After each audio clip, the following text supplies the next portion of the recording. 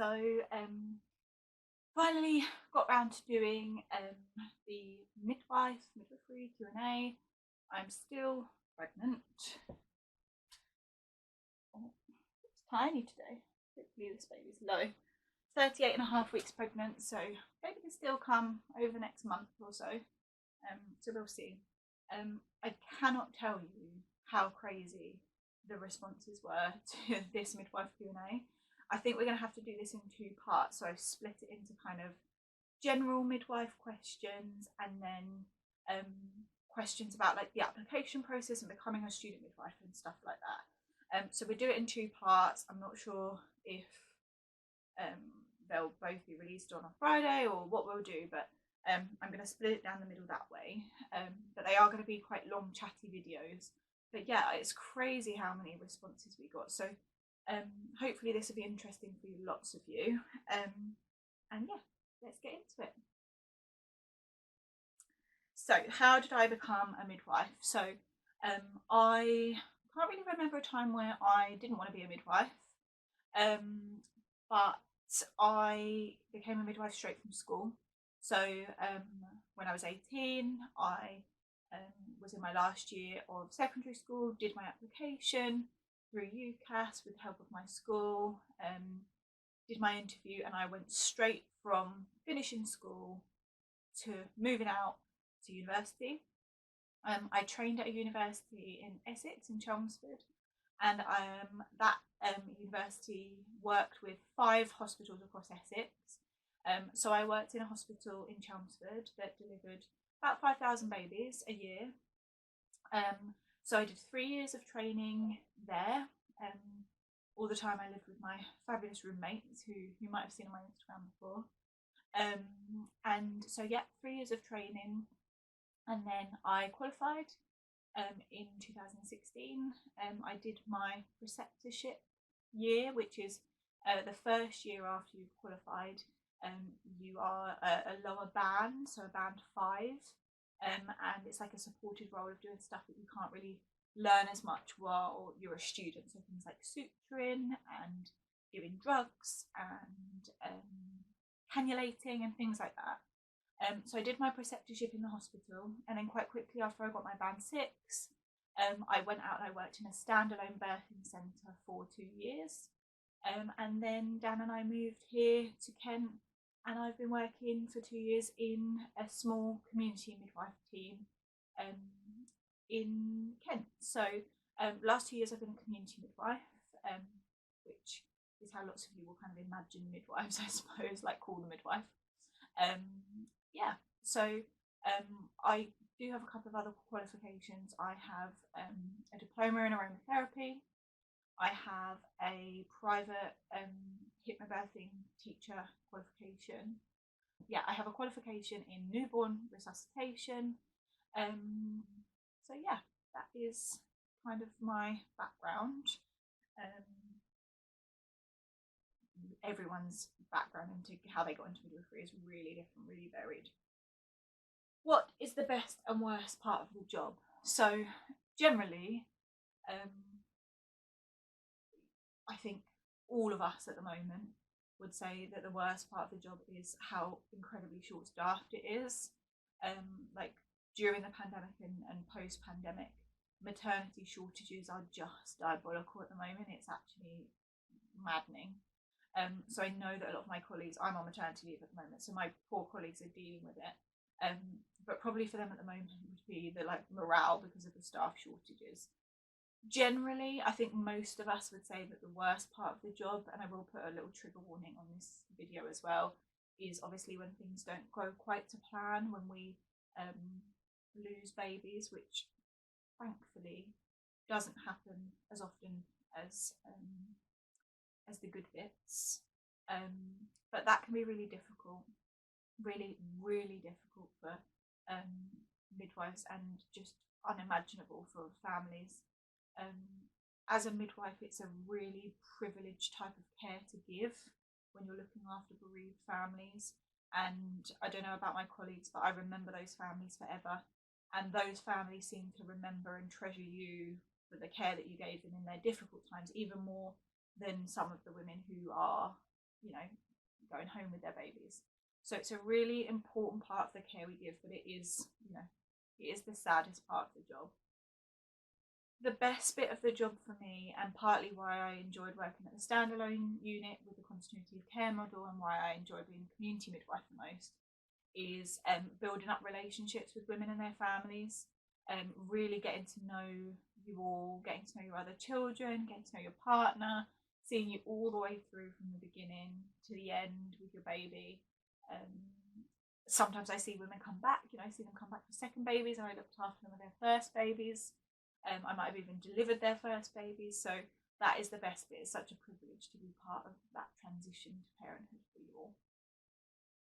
How many babies have I delivered? Well, I used to keep a register really closely, but since we moved to Kent, I haven't kept such a close eye. But I think off the top of my head, babies that I have hands-on delivered myself, and actually we should give that back to the women. How many babies have I attended the birth of? Because women deliver their babies, and we just are there to catch. I think probably 250 babies I've had my hands on, and maybe I've been part of 500 to 700, been in the room for caesarean sections, instrumental deliveries, being a second midwife, that kind of thing. So plenty of babies, enough babies. That's what I always say when people ask me how many I've delivered enough. How do you cope with night shifts? So as a community midwife, you don't do loads of night shifts, not like being in a hospital midwife, but you do on calls, so getting called out to home births and stuff like that overnight. I think everyone who does night shifts will agree with me, it's a really personal thing. Everyone kind of gets on with it differently, and some people cope better than others. Some people love night shifts and want to work night shifts all the time. Other people, they really, you know, they struggle with it. So you kind of have to figure out what works for you. I used to try and have a real lie in the morning that my kind of night shifts would start, and then if I could, try and have a nap, if not the day before, like the day of your night shift. And then coping on night shifts, generally the morale is really good on a night shift. The kind of camaraderie helps. Lots of people have different like favourite foods and drinks for coping with night shifts. I know for me, when I used to do nights all the time, about 4 a.m. I always used to fancy a full fat Coke and think, oh, that is so gross. At 4 a.m. your teeth are all furry and stuff like that, but it's the only thing that kept me going. And then coping with nights and getting home from night shifts is a very different thing. The drive home from a night shift is interesting. There are nights where, or mornings where I don't remember how I got home. I don't remember anything about the journey. So again, lots of us have different methods for how we cope with that as well. So that might be air conditioning blaring, music blaring, calling someone in the car on the way home and chatting. For me, sometimes when it was really bad, I always used to have a big drink with me, and sometimes I would just drink till I was absolutely busting for a wee, and then the fact that I needed a wee would override the tiredness, which is really not good for you, but that's how you make it work. That's how you get home safe. Does midwifery affect your mental health or get really difficult? The honest answer is yes. Nobody becomes a midwife, nurse, doctor, any kind of health professional without wanting to care for people and look after people. You know, you don't sign up for this job for the money, you really don't. And so we do take a lot of stuff home with us compared to other jobs. I'm sure everyone else's jobs are very stressful for their own different reasons, but thankfully, you know, if you work in Morrison's, you get to kind of leave Morrison's and leave all that stuff at the door. The number of times that I've come home and walked in the door after 12 hours and I thought, oh, I call the hospital to tell the midwife that's taken over that I am not sure if I did this, or I'm not sure if I wrote this, or that I forgot to hand over something. You know, you bring a lot of stress and emotion home with you. So self-care for health professionals is really important. Having a really good network of people that you can talk to about it, obviously maintaining confidentiality, but that you can talk through your day is really important. Reflection is a really important part of any healthcare profession now. And thankfully, I've always been in jobs where my senior sisters or the equivalent were really supportive. I know some areas, unfortunately, midwives don't feel that way, but thankfully, I've always been able to access people to have a chat if need be. But yeah, the answer is yeah, it can get really difficult. It's a stressful job, and you know, looking after mums and babies is really significant. If there's no complications, the only person that this pregnant woman is going to see through her whole pregnancy is you, and that's a big responsibility. So yeah. Do you think being a midwife has helped you in pregnancy and feel more prepared? Yes and no. There are certain things that I feel so comfortable with, like generally, at least I know what's happening with baby and what to expect at each milestone. Birth, I definitely feel really prepared for in terms of like the preparation for my home birth and tools and techniques that I can use in labour, hypnobirthing, you know, the mobilisation positions and stuff like that. But on the contrary, when I was really poorly with hyperemesis at the beginning, it was kind of like my midwife brain checked out. If I had seen or spoken to a woman that was having the symptoms that I was having, I would have sent her into the hospital about 3 days before I actually went into the hospital.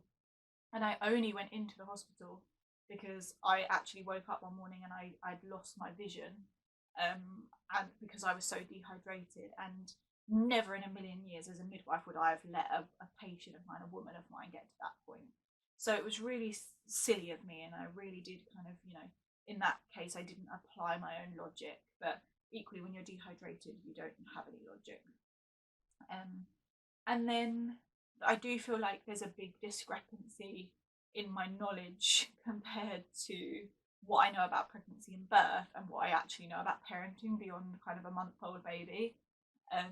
That is very much not my area of expertise. Thank God I have my mother. My mum runs nursery, so she is all about the parenting, so she can fill in the blanks for me. But yeah, I feel confident. I know how to change nappies and dress a baby and what to do if they're sick and stuff like that. So that's really helpful. And especially with breastfeeding and things like that, that's really valuable knowledge that I've already got. But yeah, like parenting, milestones, development after kind of a month old is not my area. So I do feel prepared, but I definitely don't know it all. Not in the slightest. Not in the slightest. Do I have a degree? Yes, I do. I have a Bachelor of Science in midwifery. That is what you need to be a midwife. Generally, you need a degree. You have to go through university. All aspects of qualifying to be a midwife involves some kind of university education, and we'll get into that a bit more in the kind of second part of this video, talking about applying and stuff. I got lots of questions about kind of, can you still be a midwife if this? This first one I've got is, can you still be a midwife if you're a diabetic? Absolutely. I've worked with a good couple of midwives who've been diabetics, both type 1 and type 2, diet controlled and insulin controlled. Most of the midwives I've worked with that are diabetics do have the glucose monitors on the back of their arm, and I know that lots of them find that a lot more useful than kind of stepping out and checking their sugars all the time. But yeah, you just have to be able to advocate for yourself. It's a known thing that the NHS doesn't always, you know, breaks and stopping for lunch and stuff like that isn't always a reliable thing. So as a diabetic, you just need to be able to advocate for yourself a bit more and just, you know, say, I need to go and check my sugars and do my insulin. But yeah, the girls manage absolutely fine. Absolutely fine. Can you be a midwife if you have a phobia of sick?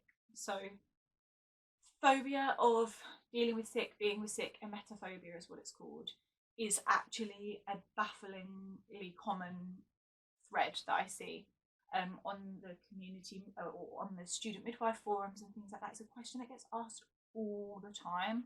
So I think it's a really common phobia. So I'm sure there's lots of midwives I work with that are the same. For me personally, I was never really bothered by sick. But since having hyperemesis, I do find it quite triggering to watch people being sick, because it reminds me of how horrible it is when I was being sick relentlessly.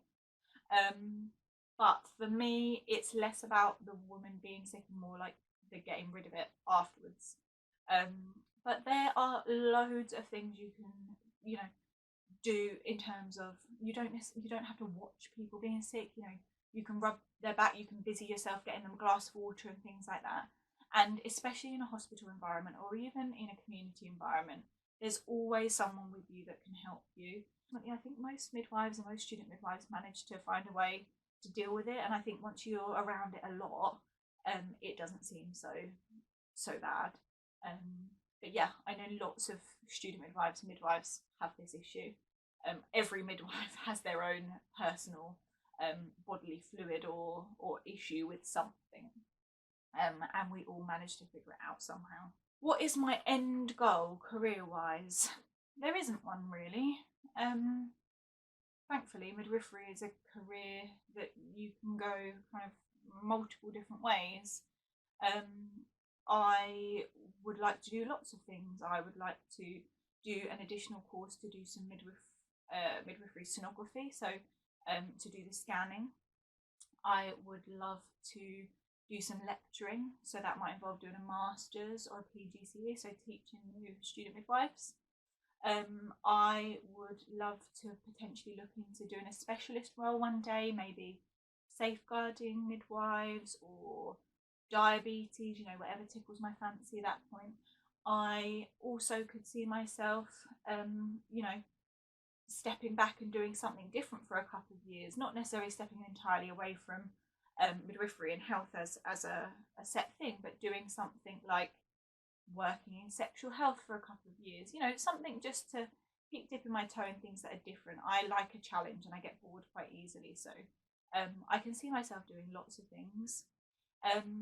There's also always the chance that I might decide to completely step away from the NHS and do something privately with I have a business now running classes, but because of the pregnancy we've kind of taken a step back, but maybe doing the private hypnobirthing is more of a priority and just doing extra shifts on the side. The breadth of opportunity in midwifery is really endless.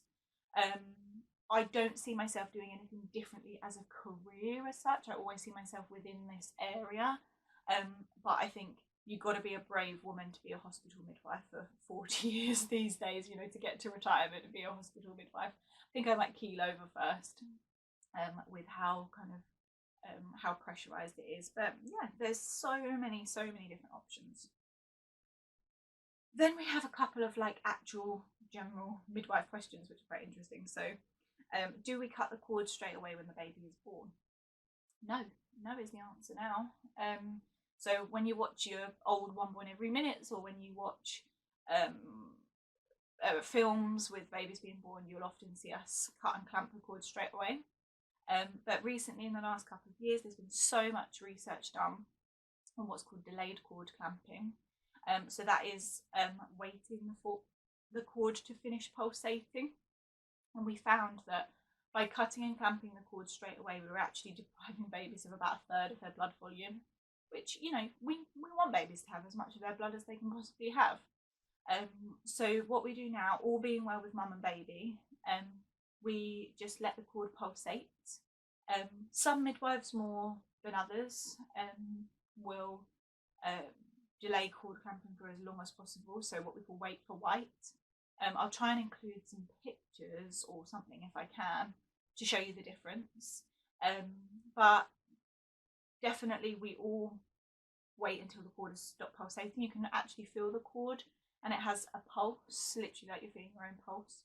And so we'll cut and clamp after that, generally in a hospital setting. In a community setting where things are kind of a bit more relaxed, we can wait for white.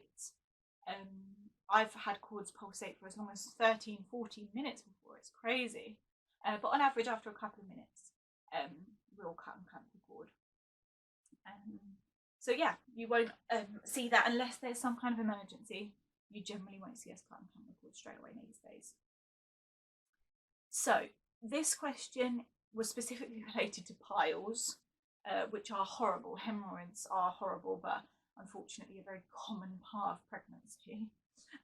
But actually, I thought the question itself was quite interesting, which is how to be less embarrassed when showing things like piles or discussing things like piles with midwives. And I think all my colleagues, all my friends that are midwives will tell you exactly the same thing, and that is, we've seen it all before. We genuinely have. It would take something seriously impressive now after 5 years of being a midwife for me to go, that really, that really tops it. That I've never seen that before. The thing is as well, we're the experts. So if you don't show it to us, if you don't discuss it with us, we can't reassure you, we can't put your mind at ease, we can't help you get treatment or help you treat what's going on. And I think a lot of it comes from maybe pregnancy isn't so openly discussed these days. It's very British, very stiff upper lip, I suppose. But there are lots of things that women really struggle with to discuss in pregnancy. Things like thrush is really, really common in pregnancy, because you've got a slightly different pH going on in your vagina, you've got different bacteria. But a lot of women get really embarrassed about thrush because they think it means that they're not clean and things like that down there. But that's not the case at all. Sometimes I'll be in clinic and I'll get 3 different women in the same day message me with thrush symptoms. It's probably taken them a lot to bring themselves to send me that text message. But if they knew that 3 other women that day had messaged me, then they probably wouldn't be so embarrassed. But honestly, let us help you. We can give you much better advice if you give us all the information. And I promise you, that's probably 1 of 10 gross things I've seen or done that day. We're looking at people's stitches, we are clearing up poo, we are doing all the things. If it phases us, we're probably in the wrong profession. But yeah, that kind of stuff, please don't worry. Please don't overthink it, just talk to us. All right. Do you ever have someone come in and you don't like them? I suppose the answer is probably yes. I could probably count on one hand the number of women that I've actually, fallen out with or really thought I really have not enjoyed or disliked caring for you. It doesn't happen very often. But there are definitely circumstances, especially in labour sometimes, where there are just people that you just don't gel with. That doesn't mean that you don't like them. That doesn't mean that you have anything offensive shared. But like anything, you can't get on with everyone. You can't get on with every mum, dad, baby, family that come into your care. So sometimes I would be looking after women in labour and you have this fantastic connection, you chat and you feel like you've known them forever.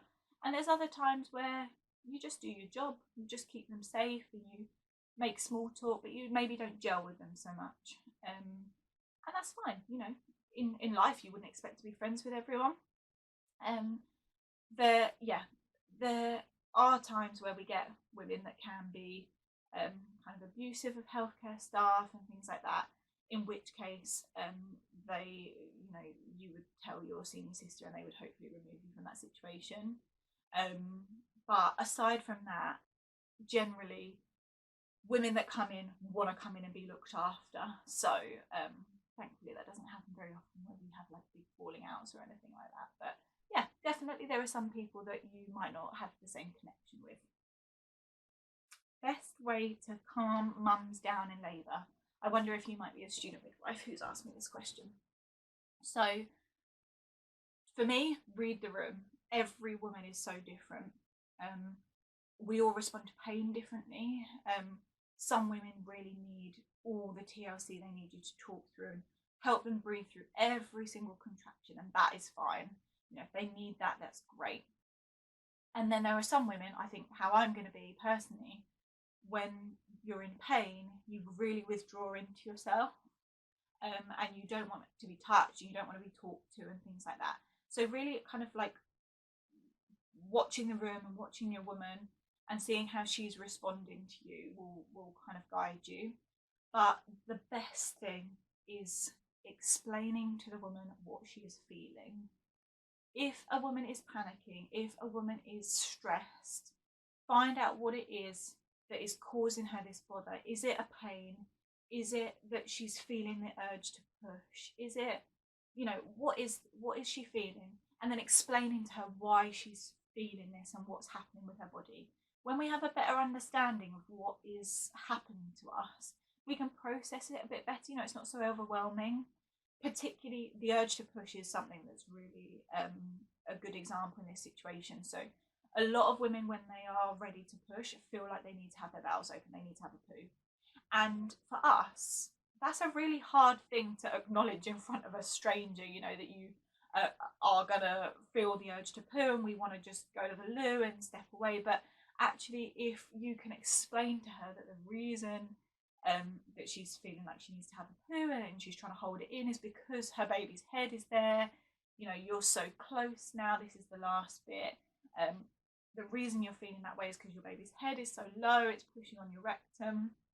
And it's totally normal and natural to have your bowels open. Almost every woman does. Just go with it. When they have that confidence that what they're feeling is normal and someone has understood what they're feeling, then they can just go with it a bit more. They just trust their own bodies. Then they know that what's happening in their bodies is expected, and then they can carry on and process it a bit better. So that would be my best piece of advice, especially if you are a current student midwife or you're going to be a student midwife. So that's kind of it for the general Q&A portion. So I'm going to move on now, and I'm going to do a lot more questions about the application process, qualifications, that kind of thing. So for those of you that are actually considering applying or in the application process, that might be a bit more interesting for you. So stay tuned.